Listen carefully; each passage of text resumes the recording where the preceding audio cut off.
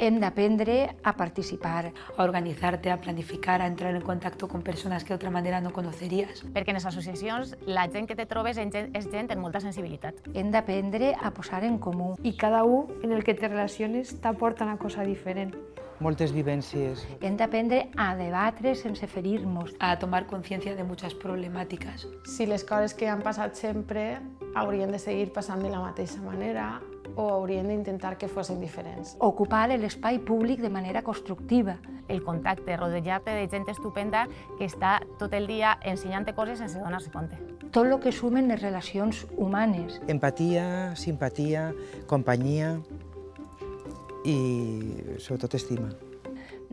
Sense pors. I compartir, perquè llavors també és una xarxa que no solament és que sigui efectiva, sinó és afectiva.